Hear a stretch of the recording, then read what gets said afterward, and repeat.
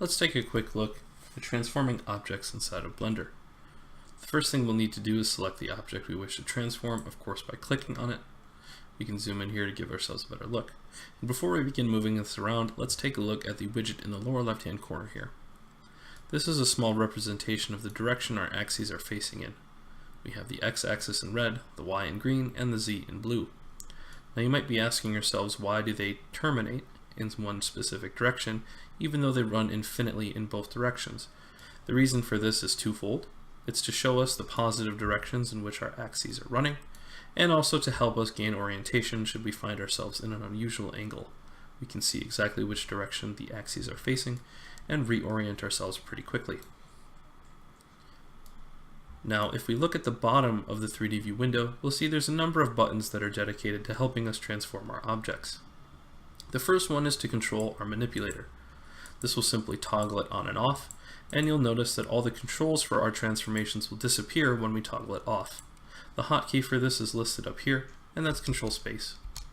It can also be found by hovering over the button itself, in which case you can see shortcut is Control Spacebar.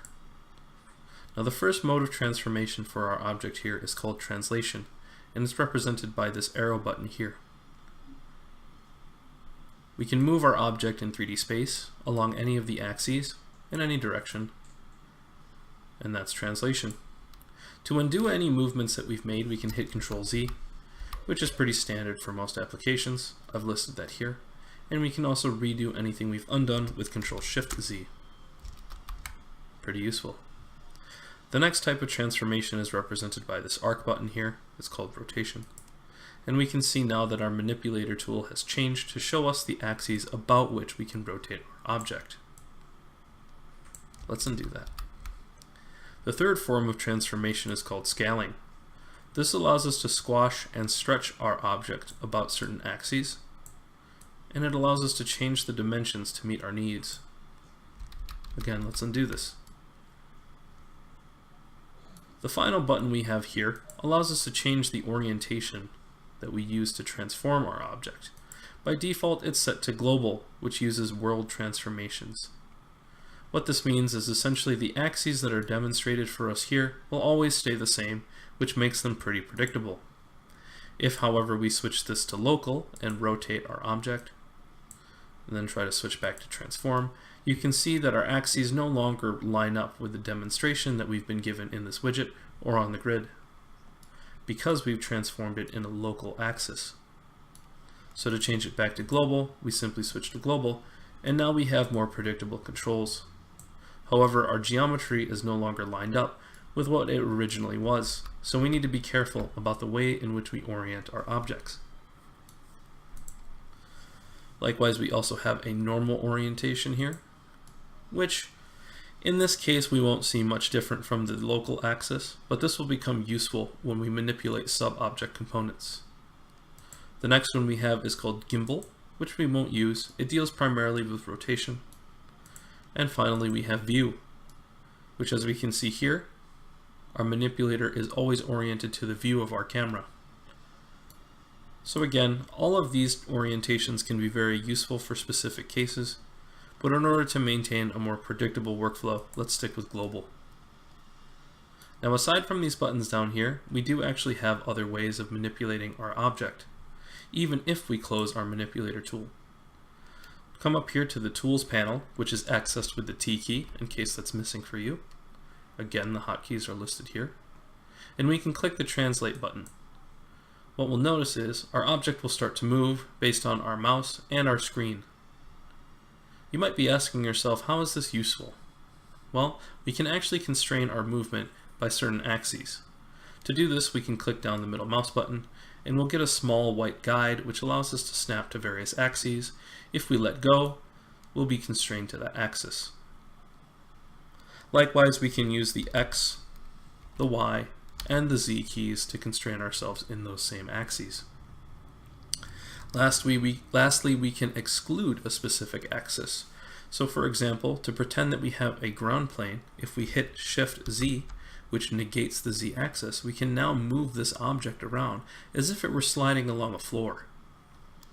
Likewise, we can hit Shift X and negate the X axis, as if this was sliding along a wall, and Shift Y to negate the Y-axis, as if it were sliding against an opposite-facing wall.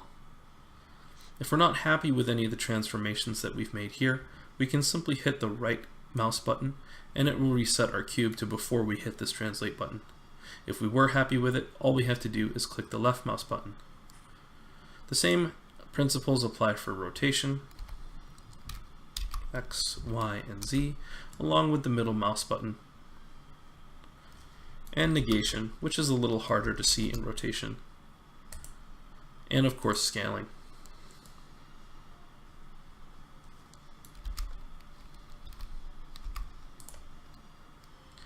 Now there is one thing I'd like you to pay attention to when I'm manipulating objects, and that includes with these controls here.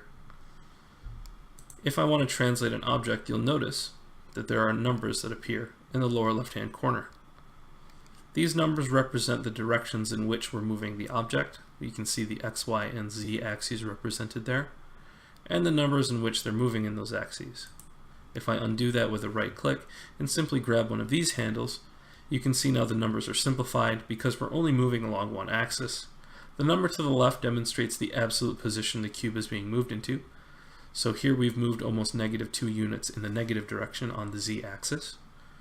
And the number in the parentheses shows us how many units we've moved from the original position, which is almost 2 units. Likewise, if we go in the positive direction, the information represents the same. And the last word there, global, represents the orientation in which we're moving our cube. All of these have hotkeys, by the way, which I've listed here. The only hotkey that I've shown that does not exist here is the Trackball Rotate. So if we take a look at that, we simply hit the R key twice, and it's a different form of rotation. We cannot constrain our axes using this because it's already restrained in a trackball motion. So again, if we're happy with our rotation, we can click the left mouse button. If we'd like to reset it, click the right mouse button. There is another more specific way to control the translation, rotation, and scaling of our object, and that is using the Details panel. And that's accessed by pressing the N key. So what will happen is we'll have this roll out here on the right side. I've minimized all the rest of these windows to reduce any confusion. Most likely these will be open. Just scroll to the top until you find the Transform rollout. Here we have our location, rotation, scale, and dimensions options. Here we can type in very specific and predictable values if we prefer. Just click, type a number, and hit enter. And now our object is sitting upon the grid instead of intersecting with it. We also have the opportunity to do the same with scrubbing. So if we click and hold and move our mouse, we can actually scrub through various values if that's what we'd like. And we can also change the dimensions of our cube, which is linked to the scaling. You might be asking yourself, why is this 2 by 2 by 2? If we pay close attention to the grid, you'll see that this cube is 2 units wide, by 2 units long, by 2 units deep.